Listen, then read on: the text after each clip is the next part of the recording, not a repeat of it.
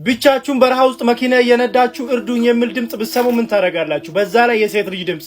አሁን የምነግራችሁ ታሪክም እውነተኛ ታሪክ ሳዑዲ አረቢያ አርሃር የምትባል ቦታ ላይ የተፈጠረ ታሪክ ነው። ልጁም ስሙ ሐሰን ነው። ሐሰን የሚኖረው እዚሁ ሳዑዲ አረቢያ ውስጥ ነው እና 3 ወንድሞች አሉት። እነዛ 3 ወንድሞችም ሁሉም አግብተዋል።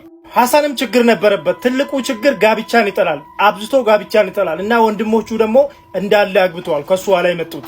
የአካባቢ ሰዎችም ለምንድነው ማታገባ ሐሰን ብሎ በጣም ይጨቀጭቁታል ማለት ነው። እሱ ግን ጭራሽ ጋብቻ ስታነሱበት ይናደዳል። መናደድም ብቻ ሳይሆን ሰዎች ይሄን ነገር ባነሱበት ቁጥር እሱ ለማጣላቱ ላይ ይነሳል ማለት ነው። ይሄ አሁን የምነግራችሁ ታሪክም የሀገሪቷ ቴሌቪዥን ላይ እነዚህ ሁለቱ ኢማሞች አውርተዋል። በሱ ዙሪያ ያሉት አብዛኛ ሰዎችም ስሜቱን ስለተረዱለት በጭራሽ እንደዚህ አይነት ጉዳይ አያነሱበትም። ሐሰንም በዚህ መልኩ እየኖረ አንድ ቀን የሰርግ ጥሪ ይደርሰዋል ማለት ነው። ያ የሰርግ ጥሪም ከቤቱ በጣም ሩቅና በረሃ አቋርጦ መሄድ ነበረበት።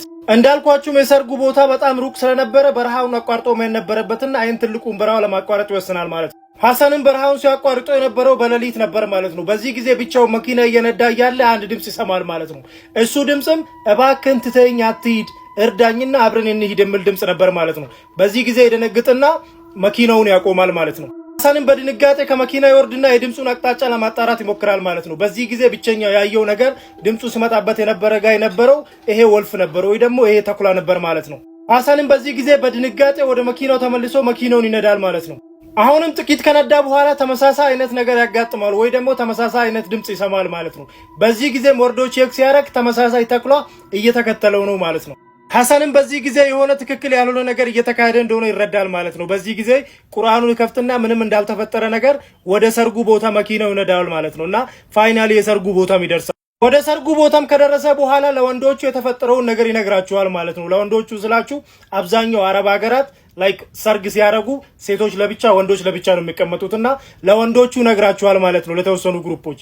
በዚህ ጊዜ እነዚህ ሰዎች ሄደን እንየው ምን አይነት ተኩላ ነው ወደ ኋላ ተመልሰን መኪና ይዘን ሄደን እንየው ይሉታል ማለት ነው። እሱ ደግሞ አረተው ችግር የለውም በቃ ኦሬዲ አልፎ አይላቸዋል ማለት ነው። እነሱ ደግሞ ግዴታ ሄደን ማየት አለብንና ተነስቶ ወደ ኋላ እሱ የመጣበት መንገድ ይመጡበታል ማለት ነው። እነሱም ወደ ኋላ ተመልሶ ወደ ቦታ ከደረሱ በኋላ ብቸኛው ያገኙት ነገር የተኩላ የተራመደበት ምልክት ቦታ ብቻ ነው ማለት ነው። በእግሩ የተራመደበት ቦታ ብቻ ነው ያገኙት። ሐሰንም ሰርጉን ይጨርሶና ወደ ቤቱ ይመለሳል ማለት ነው። ወደ ቤቱም ከተመለሰ በኋላ እዛ አካባቢ ለሚገኘው ኢማም ይሄድና ማግባት እፈልጋለሁ ብሎ ይነግረዋል ማለት ነው። በዚህ ጊዜ ሁሉም ሰው ይገረማል ማለት ነው። እንዳልኳችሁ በጣም ጋብቻ የሚጠላ ሰው ስለነበረ ማለት ነው።